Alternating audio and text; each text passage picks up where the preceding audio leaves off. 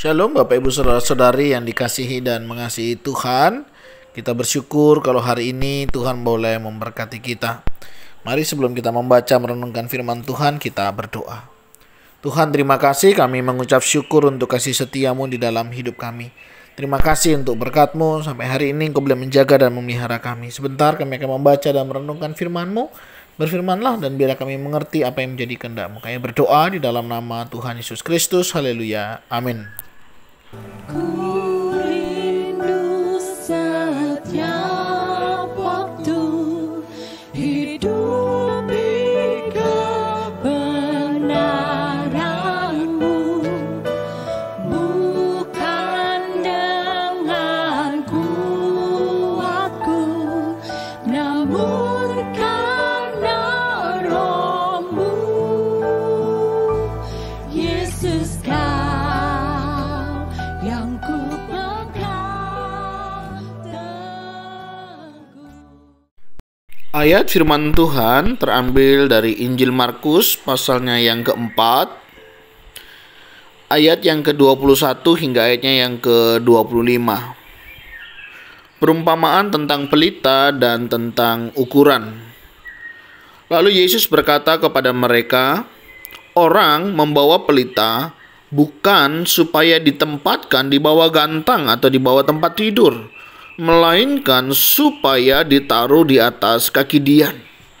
Sebab tidak ada sesuatu yang tersembunyi yang tidak akan dinyatakan, dan tidak ada sesuatu yang rahasia yang tidak akan tersingkap. Barang siapa mempunyai telinga untuk mendengar, hendaklah ia mendengar. Lalu ia berkata lagi, camkanlah apa yang kamu dengar. Ukuran yang kamu pakai untuk mengukur akan diukurkan kepadamu, dan di samping itu akan ditambah lagi kepadamu. Karena siapa yang mempunyai, kepadanya akan diberi. Tetapi siapa yang tidak mempunyai, apapun juga yang ada padanya akan diambil daripadanya. Amin. Demikianlah firman Tuhan, mari kita merenungkannya. Ada dua perumpamaan yang dicatat di dalam Injil Markus pasal yang keempat ayat 21 hingga ayatnya yang ke-25. Perumpamaan yang pertama yaitu berbicara tentang pelita. Sebagaimana yang kita tahu, pelita atau lampu terang begitu, tentunya disiapkan bukan untuk disembunyikan, ya. Di sini dikatakan di bawah gantang atau di bawah tempat tidur. Karena bukan untuk itu terang itu diberikan, ya, melainkan untuk memang menerangi sehingga terang itu akan nyata. Terang di sini atau pelita ini mengingatkan kita kepada kebenaran firman Tuhan. Ketika kita tahu kebenaran firman Tuhan, bukan untuk disembunyikan, tetapi untuk dinyatakan. Sebagaimana firman Tuhan yang kita baca, yang kita renungkan di dalam kehidupan kita, hendaknya itu terwujud nyatakan di dalam sikap kehidupan kita. Sehingga orang boleh melihat firman Tuhan itu bekerja di dalam hidup kita. Dan Tuhan nyata melalui sikap hidup kita, perkataan kita, tingkah laku kita. Bagaimana dengan kita hari ini? Apakah kita menyembunyikan kebenaran itu di dalam hidup kita dan kita tidak menampakkannya sehingga orang lain tidak melihat Allah bekerja dalam hidup kita? Mari kita nyatakan kebenaran firman Tuhan yang kita baca, kita dengar, yang kita renungkan. Ini boleh nyata di dalam kehidupan kita. Dalam perkataan, apakah hari ini kita sudah memperkatakan sesuai dengan kebenaran firman Tuhan? Dalam kita bersikap, sudahkah kita bersikap sesuai dengan kebenaran firman Tuhan? Kiranya ayat firman Tuhan yang setiap hari kita baca ini boleh membawa kita menjadi lebih baik. Bukan masalah berapa banyak, berapa pasal, berapa kitab, berapa ayat yang kita baca, tetapi berapa banyak setiap kebenaran-kebenaran itu mengubah kehidupan kita. Barang siapa mempunyai telinga untuk mendengar, hendaklah ia mendengar. Ini sesuatu perkataan yang tajam, karena ada banyak, saya nggak tahu berapa banyak jumlahnya, tapi pasti banyak.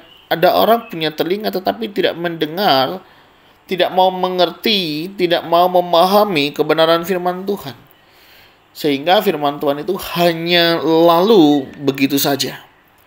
Tapi firman Tuhan hari ini mengingatkan kita bagaimana firman Tuhan itu hendaknya memberi pengaruh dan itu nyata di dalam hidup kita.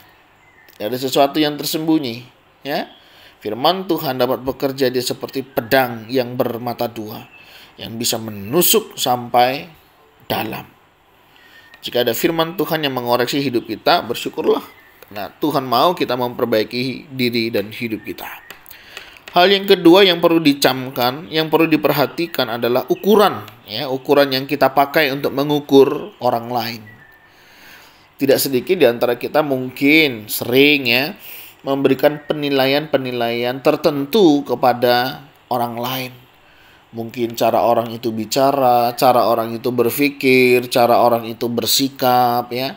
Dan mungkin cara-cara yang lain yang kita memberikan ukuran-ukuran tertentu kepada mereka.